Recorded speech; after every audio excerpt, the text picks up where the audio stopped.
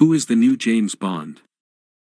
Everything we know about the next 007 film. James Bond will return. Those words appeared, as is traditional, at the end of No Time to Die. Daniel Craig's final Bond outing. Even with Craig's 007 blown to smithereens, a new actor will soon step into the gun barrel and aim for a new era of Bond. But when? And how? The next film, the 26th Bond film, is the subject of much debate and speculation. Aaron Taylor Johnson has reportedly been offered 007 since Daniel Craig hung up the 00s in No Time to Die. Barbara Broccoli and Michael Wilson have insisted that the search for Bond hasn't even started. But a new report suggests that Aaron Taylor Johnson, following similar reports from early 2023, has been offered the role.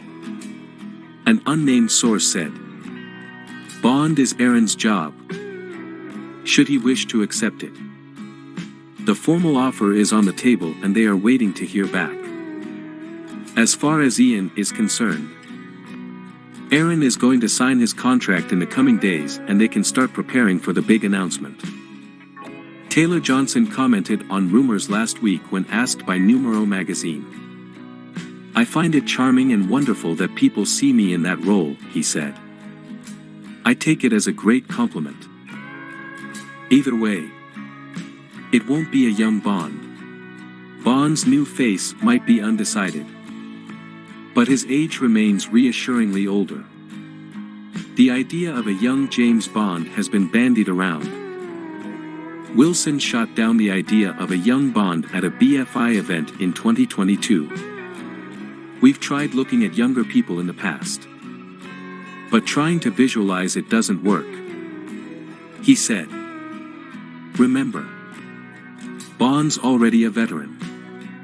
He's had some experience. He's a person who has been through the wars, so to speak. He's probably been in the SAS or something.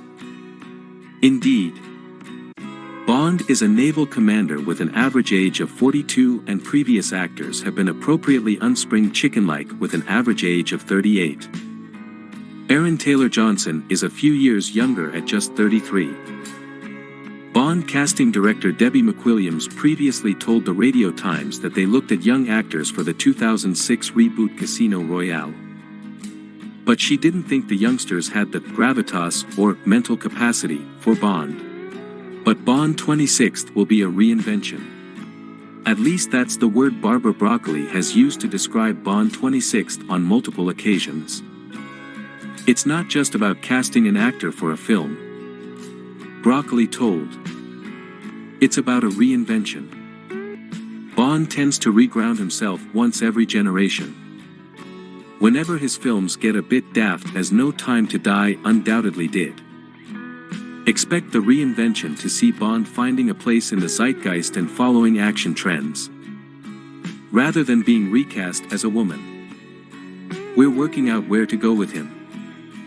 We're talking that through, we're reinventing who he is, and that takes time. Christopher Nolan probably won't direct.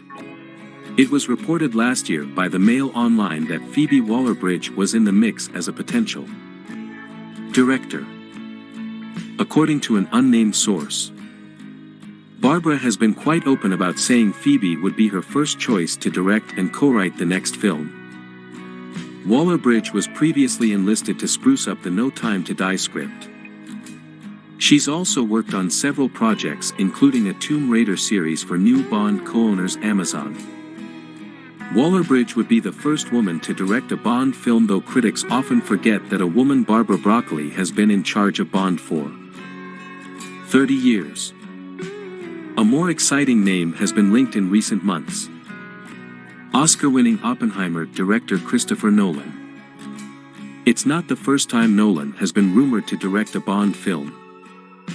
Stories circulated after comments from an unnamed source, as often seems to be the case when it comes to Bond. Nolan was supposedly in very serious contention. Bond won't be played by a woman. Broccoli and Wilson are adamant that 007 will remain a man. He can be of any color. But he is male, Broccoli told Variety back in 2020. The issue is less about a lack of a female Bond and more about a lack of female characters overall. I believe in making characters for women and not just having women play men's roles, Broccoli told The Hollywood Reporter. I don't think there are enough great roles for women. And it's very important to me that we make movies for women about women. Broccoli's point is absolutely right. Women shouldn't be validated by a crusty old man's role. Daniel Craig agrees. There should simply be better parts for women and actors of color. Craig told the Radio Times. Why should a woman play James Bond when there should be a part just as good as James Bond but for a woman? No. Daisy May Cooper won't be M, so she says. The Bond rumor mill took an unexpected turn last year when The Sun reported that this country's star Daisy May Cooper was in talks to play M in the next Bond film. After the death of Bond in No Time to Die, which drew a definite line under Craig's tenure, it stands to reason that Bond's troupe of supporting characters, MQ and Moneypenny, will be recast. The report seemed largely based on Cooper's real-life friendship with Phoebe Waller-Bridge. Dramatic heavyweights Judi Dench and Ralph Fiennes have played the spymaster role most recently, and Cooper, best known as a comedy actress as M, could mark quite the reinvention. Cooper shot down the rumors herself with an acceptance speech she sent to the Royal Television Society Awards. I can't be there because I'm filming Bond. Jokes, the only M I'll ever be is mental. Though, is Cooper playing double agent? At this early stage it could be a for your eyes only type of situation. Bond 26 is not a setup for spin-offs. Please spare us the Bond-verse. That seemed a distinct possibility when Amazon acquired MGM for $8 billion, which included 50% ownership of Bond, its not-so-secret weapon in the streaming war against Netflix and Disney+.